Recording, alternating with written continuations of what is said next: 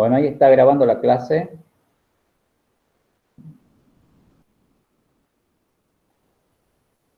¿Ahí se ve, chicos? Sí. Bueno, bien. En la unidad número 14, digamos, que corresponde al programa de examen, vemos lo que sería la parte de asociaciones biológicas de los microorganismos. Acá tienen, digamos, todo lo que comprende la unidad, o de lo que se habla en esta unidad, donde lo que primero vamos a analizar es el concepto de asociación biológica, ¿sí? Entonces nosotros decimos que todo organismo vivo depende del ambiente en el cual vive. En ese ambiente donde vive, el mismo obtiene lo que nosotros llamamos sus nutrientes, ¿sí? Esos nutrientes pueden ser de origen inorgánico u orgánico. Y también, digamos, lo que ustedes ya han visto, digamos, qué tipo de sustancias necesitan los microorganismos para poder desarrollarse, ¿no es cierto? Dentro de los sustratos orgánicos más importantes tenemos la glucosa, a partir de la cual se produce digamos, una serie de compuestos que son importantes para la célula de cualquier microorganismo, o sea, iniciamos lo que se denomina su maquinaria metabólica, que son elementos necesarios para distintas o diversas funciones dentro de la célula. Entonces dice, las asociaciones entre organismos vivos se han dividido en varios tipos, los cuales han variado de nombre con los diferentes autores que tratan de ellas. En algún momento, digamos, la simbiosis era un concepto que no abarcaba todos los tipos de asociaciones, pero hoy por hoy, digamos, la simbiosis se denomina que es una asociación biológica a ser considerada como un término que abarca a todas las asociaciones biológicas, ¿sí?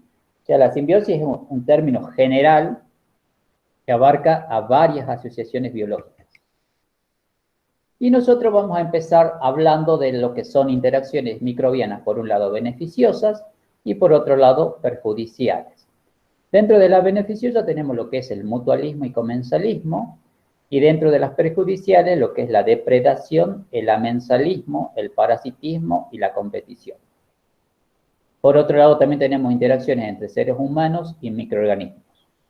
Dentro de esas interacciones podemos analizar o tener en cuenta la microbiota del cuerpo humano, pues que es una relación de la microbiota normal y el hospedador, el tipo de microbiota que está presente, digamos, en distintas zonas o partes de nuestro cuerpo, cuál es la importancia de la microbiota y los principales componentes de la microbiota del cuerpo humano.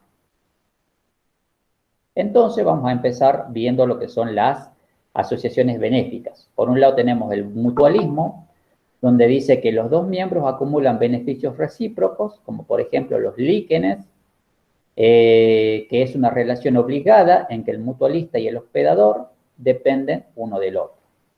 También tenemos lo que es el comensalismo, donde solo un miembro se beneficia, y acá tenemos un ejemplo de los peces que se denominan rémora de los tiburones, y es una relación unidireccional. Para el caso de los líquenes, bueno, los líquenes son básicamente asociaciones entre un alga y un hongo. Los líquenes están formados por una asociación simbiótica entre un hongo y una alga verde o una cianobacteria, donde, digamos, uno le cede, digamos, sustancias de origen orgánico a otro y el otro le cede sustancias de origen inorgánica al otro. Ahí les dice, el alga autótrofa proporciona alimento al hongo y el hongo absorbe agua y sales para el agua. De ahí que los dos se beneficien mutuamente. Para el caso del comensalismo, la rémora pertenece, bueno, a una familia que se denomina Echineidae. Es un pez que vive generalmente adherido al cuerpo de los tiburones.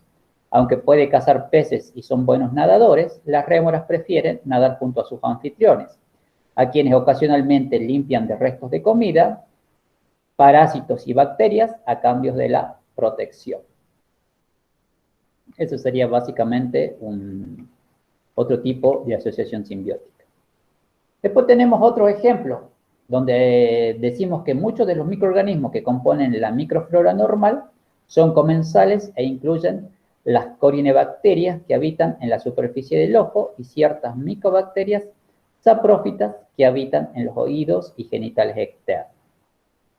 Entonces, nosotros decimos que la simbiosis consiste en la existencia de una relación permanente y muy estrecha entre individuos de distintas especies, que se denominan simbiontes, y es considerada a veces como una forma de mutualismo. Suele ser favorable para los dos. Acá tenemos una simbiosis típica, que esto, digamos, no sé si alguna vez han visto crecer hongos alrededor de un árbol. Generalmente se ve mucho en los pinos, ¿sí? Donde, digamos, los hongos y los árboles, digamos, viven o conviven de forma simbiótica a través de lo que serían las raíces del árbol y las hifas internas o que se encuentran dentro del suelo del hongo, ¿sí? Ahí se forman lo que nosotros llamamos las famosas micorrizas, que son, digamos, la simbiosis que se da entre un hongo y un árbol, donde también hay un compartimiento de distintos tipos de nutrientes que cede el hongo al árbol y el árbol cede al hongo, ¿sí? Por eso se llama simbiosis.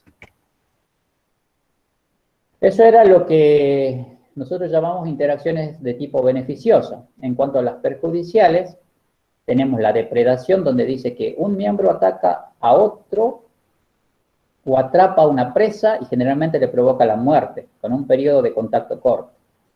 Después tenemos el parasitismo, donde un miembro obtiene un beneficio de otro y el hospedador resulta dañado. El amensalismo tiene un efecto negativo de un organismo sobre otro, es unidireccional, se produce la liberación de un compuesto que tiene un efecto negativo sobre otro organismo. Y la competición, donde dice que ambos microorganismos compiten por nutrientes o por posición física. Acá tienen ejemplos, digamos, de interacciones perjudiciales. Arriba, digamos, tendríamos lo que es el amensalismo, donde tenemos un hongo que se denomina tricoderma, que este hongo, digamos, dice que produce enzimas que lisan paredes de hongos y otros organismos, ¿sí? Digamos, es un hongo que se denomina controlador de hongos que pueden ser patógenos para plantas o también bacterias patógenas para plantas. Se caracterizan, digamos, por producir antibióticos de origen natural, y no solo antibióticos, sino que también producen enzimas, digamos, que atacan a hongos que quieren dañar, por ejemplo, alguna planta.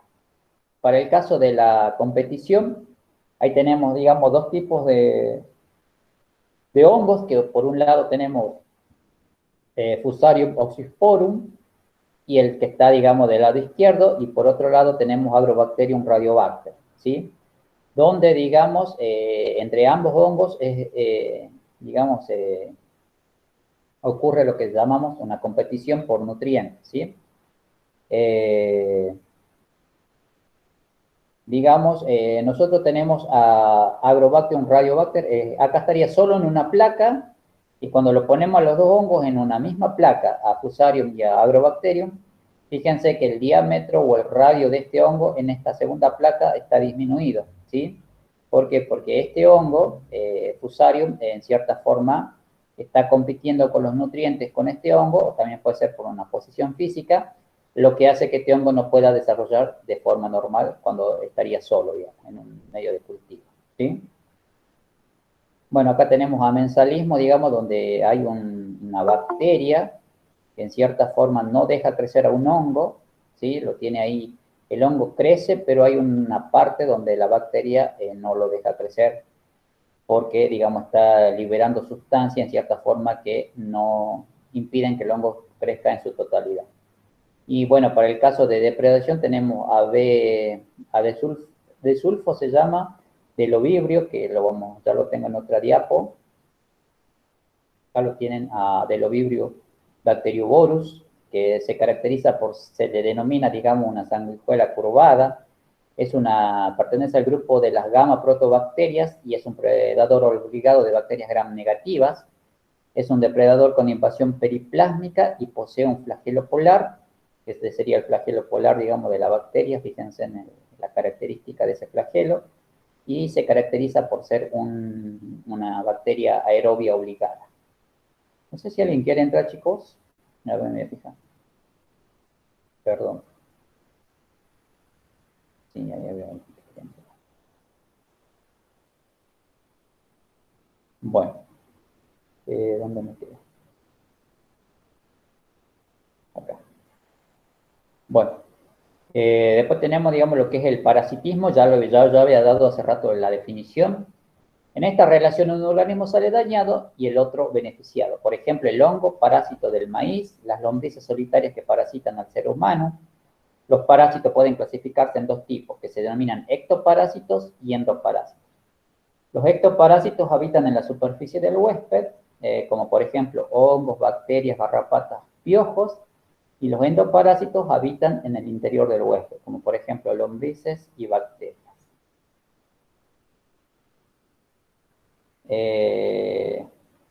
En cuanto a las interacciones entre seres humanos y microorganismos, también a nivel de simbiosis podemos hablar de comensalismo, mutualismo y parasitismo, que yo ya había visto los conceptos anteriormente. Acá tenemos ejemplos de estas tres clases de simbiosis. Para el caso de las bacterias con un ser vivo, digamos. Para el caso del comensalismo, hay distintas bacterias de la microbiota del cuerpo humano adheridas a la mucosa. Para el caso, digamos, del parasitismo, hay bacterias patógenas en el interior de una célula humana, y en el caso del mutualismo hay una microbiota del colon que es productora de vitamina K. Estos, digamos, serían las interacciones más comunes que se dan entre seres humanos y microorganismos. Acá, digamos, lo que yo hago es básicamente presentarle, digamos, la microbiota que puede estar presente, digamos, en el cuerpo humano. Nosotros decimos microbiota del cuerpo humano sería el conjunto de microorganismos que viven sobre o dentro de nuestro cuerpo, que no provocan enfermedad y suelen ser comensales. ¿Cuál es su origen? En algunos casos pueden estar desde el nacimiento, la localización en distintas regiones del cuerpo expuestas al exterior. Cuando hablamos de densidad decimos la cantidad, digamos, de bacterias alta, dice de 10 a las 12 bacterias en la piel, 10 a la 10 en la boca, 10 a la 14 en el tracto gastrointestinal. Los tipos de relaciones que se pueden dar pueden ser comensalista o mutualista, y la adaptación tiene que ver con el desarrollo de mecanismos adaptativos, como por ejemplo la captación de hierro, adherencia y resistencia a antimicrobianos. Dentro de lo que es la microbiota normal en el cuerpo humano tenemos una que se denomina residente, que dentro de este grupo está E. coli, una que es transitoria, que son las bifidobacterium, que son las que están presentes, digamos, en la leche materna, y después tenemos las oportunistas como Clostridium difficile, que son aquellos que ingresan, digamos, por algún alimento contaminado o en mal estado.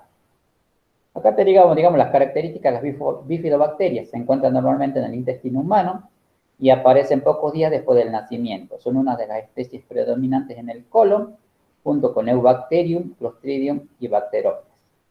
Estas bacterias se caracterizan por producir la enzima que se denomina beta-galactosidasa, que mejora la intolerancia a la lactosa, y son antagónicas de E. coli. Clostridium difficile es el causante de la colitis pseudomembranosa, que se caracteriza por ser una diarrea profusa, es un anaerobio esporulado gram positivo, se caracteriza por producir dos toxinas, la enterotoxina A, que causa acumulación de líquido en el intestino, y la toxina B, que es una toxina citopática, se detectó en muchos pacientes asintomáticos. Estos, digamos, son ejemplos, ¿sí? Ahora acá tenemos cuáles son los efectos beneficiosos aportados por la microbiota humana y cuáles son los efectos perjudiciales. Los aspectos beneficiosos son la competencia con patógenos, la producción de antimicrobianos, la síntesis de nutrientes como vitaminas K, B12 y otras vitaminas del grupo B, la activación y desarrollo basal del sistema inmune. ¿Y cuáles son los efectos perjudiciales? Caries dental y gingivitis. Los patógenos oportunistas pueden, digamos, formar parte de ingresar, digamos, lo que es la microbiota normal, pueden causar daños, digamos, en individuos inmunocomprometidos y también pueden adquirir o lo que nosotros denominamos genes de virulencia. Acá, digamos, tenemos todas las zonas del cuerpo donde podemos encontrar microorganismos. Esto, ¿cómo se hace fácilmente? Se hace un hisopado, ¿sí?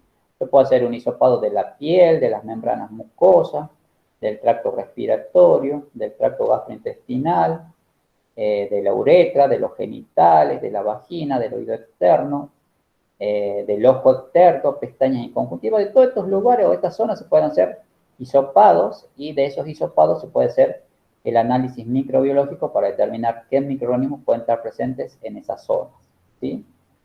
En cuanto a tejidos internos y órganos y fluidos corporales, también pueden estar presentes en todos estos que están mencionados acá: corazón, hígado, riñón, pulmón, cerebro, músculos, huesos, ovarios, glándulas, oído medio, ojo, en la sangre, en la orina, en el fluido cerebroespinal, en la saliva, semen y líquidos amnióticos, ¿sí? En todos estos lugares pueden estar presentes los microorganismos.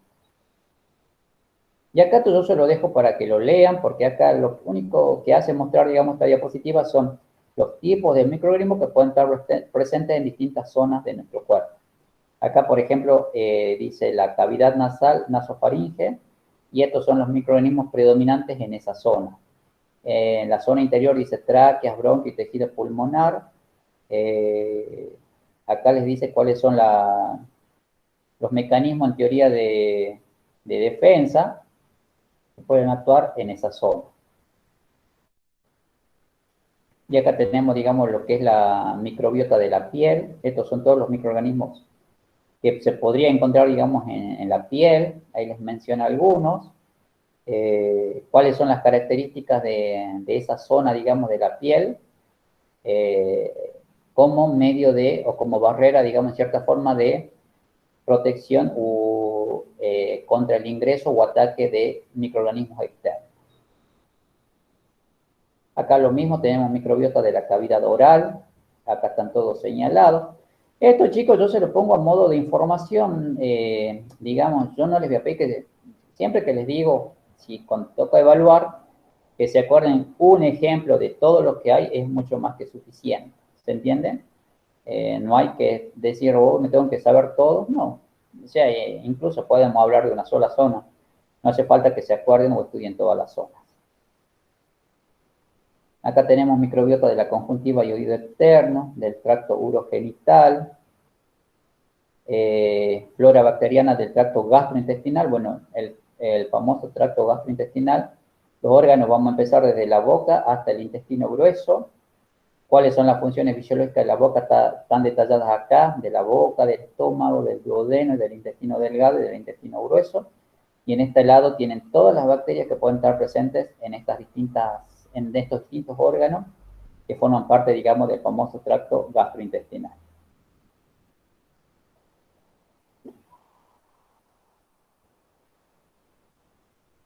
¿Cuáles son los beneficios de la biota gastrointestinal? La síntesis de vitaminas K y B12, la prevención de la colonización por patógenos, el antagonismo por la producción de antimicrobianos, la estimulación del tejido linfoide asociado a las inmunoglobulinas y la estimulación de la producción de anticuerpos. Esos son los beneficios de la famosa biota gastrointestinal.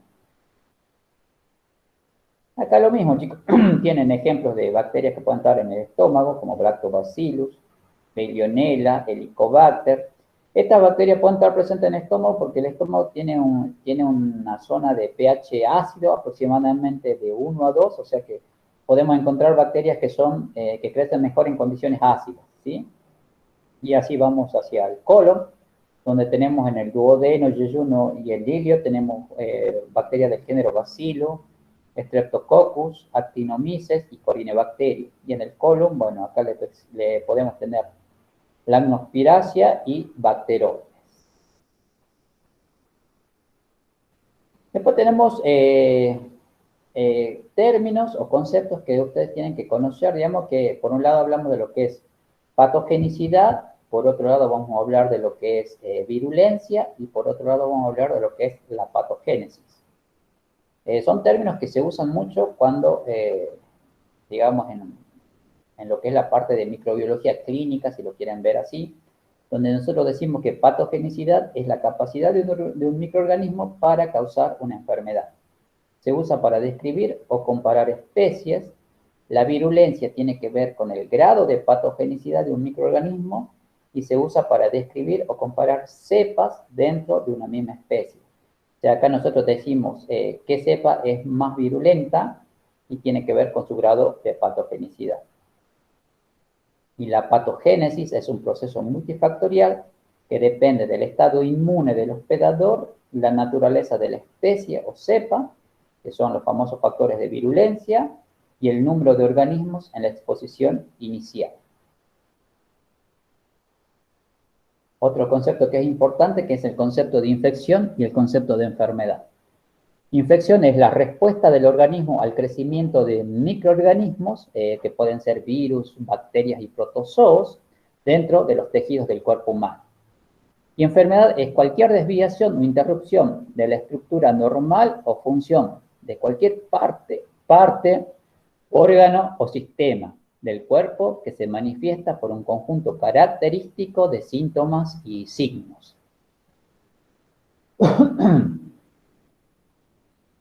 Esto, digamos, yo lo redacté de cómo está, digamos, definido ambos términos. Lo que no quita, digamos, que ustedes lo puedan expresar o definir a ambos términos con sus propias palabras, siempre y cuando, digamos, lleguemos al mismo concepto que está escrito por algunos autores. ¿Qué es la dosis letal 50 o DL50? Es la cantidad de sustancia que se requiere para causar la muerte del 50% de un grupo de animales de experimentación bajo condiciones controladas y administradas por una vía específica. La dosis letal 50 se expresa en miligramos de la sustancia por kilogramo de peso corporal del animal.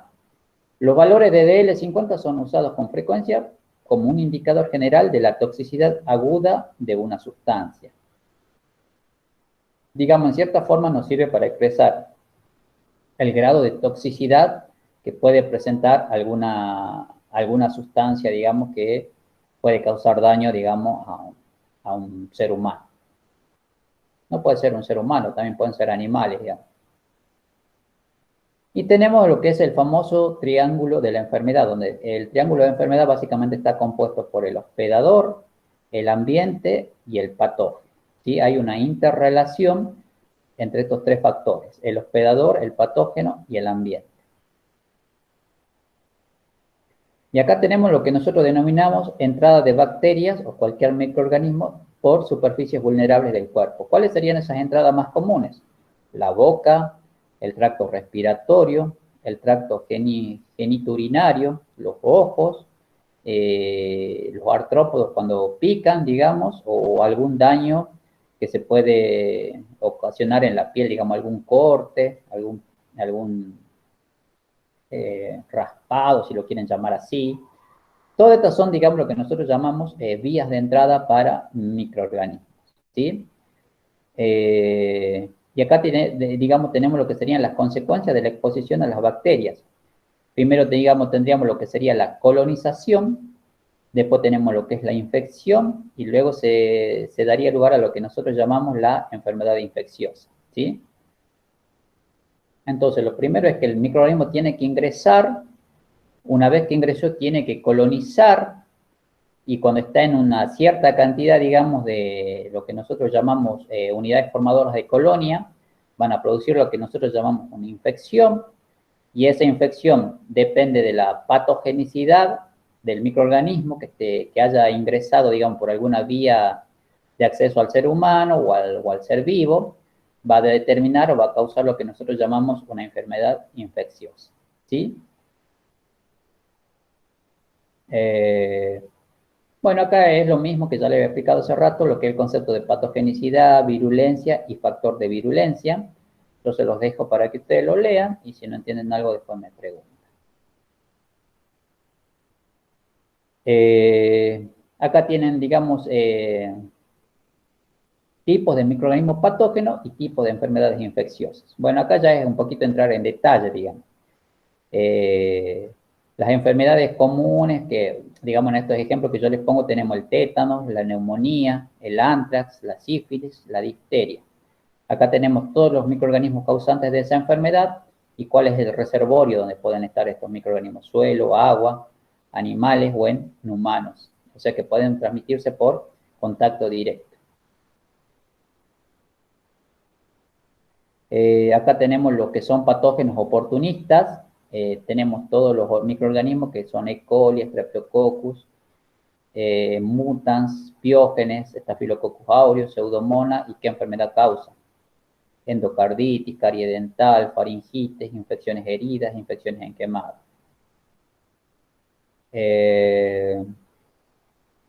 Y acá, digamos, tendríamos las características de estos patógenos que nosotros llamamos oportunistas.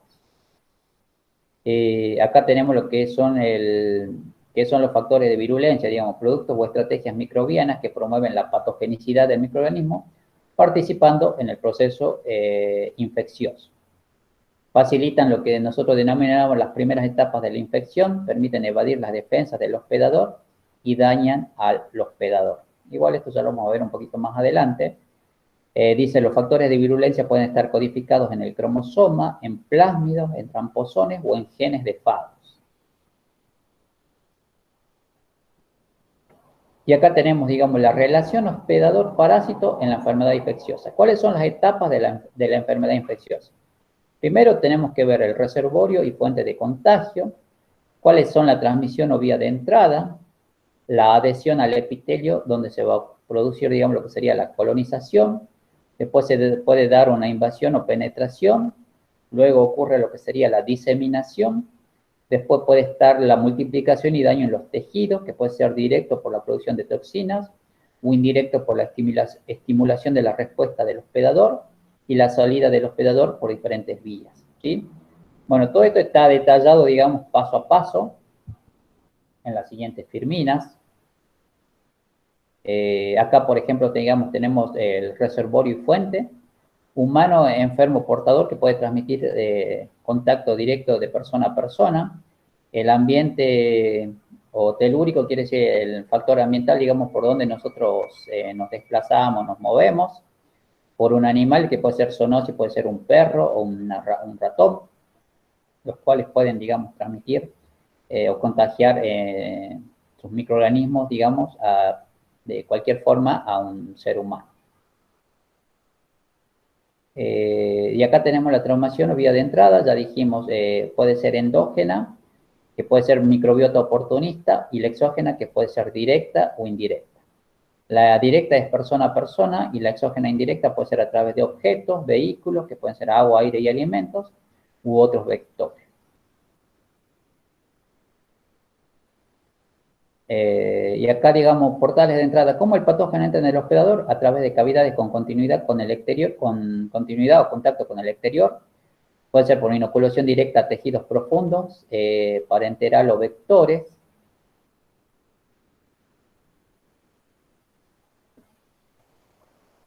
Y una vez que el microorganismo ingresó, digamos,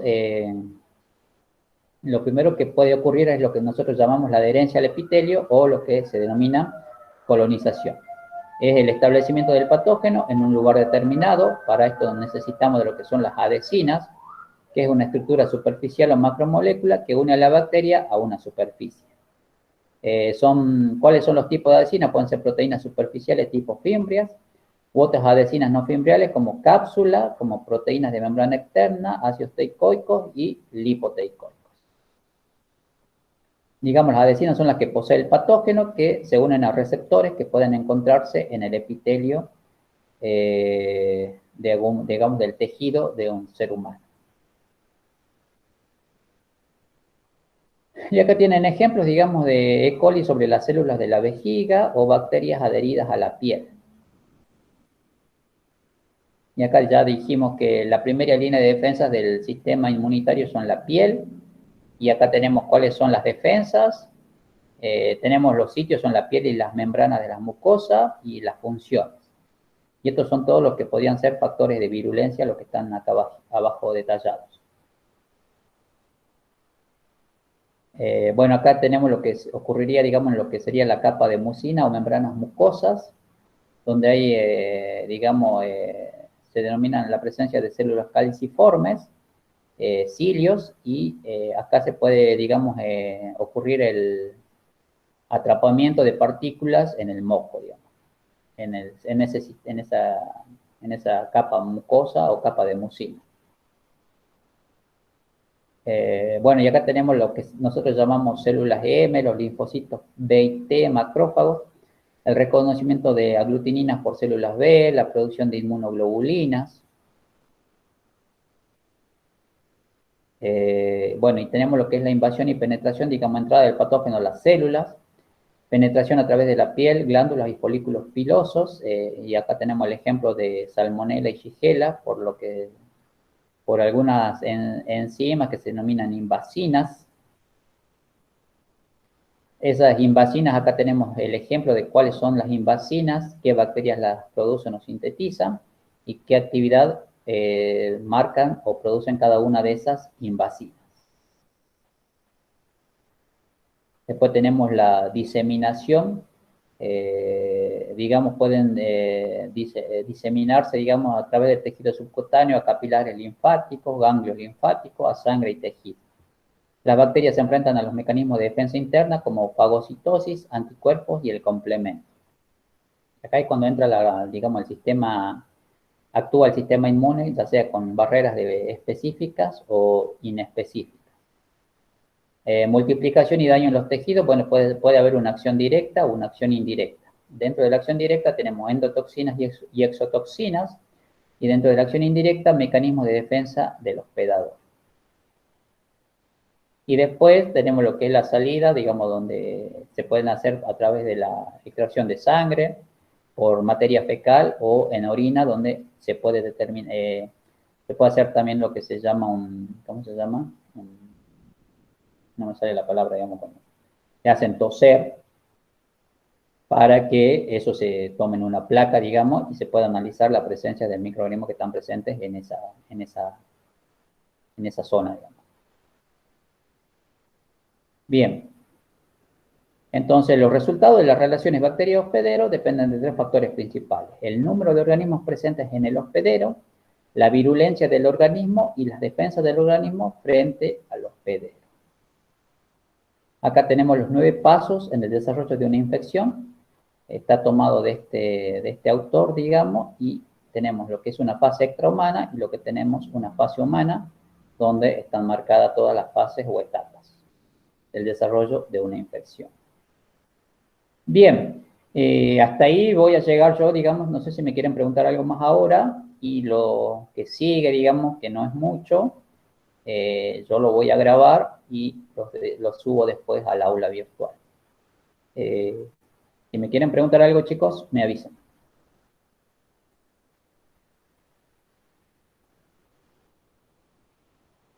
Profe, una consulta. ¿Por qué se Sí. utilizó de la palabra microbiota por microflora? ¿O era al revés? No me acuerdo. Se puede usar indistintamente, Cristian. Generalmente se usa microbiota. Microflora por ahí lo asocian mucho a flores o plantas.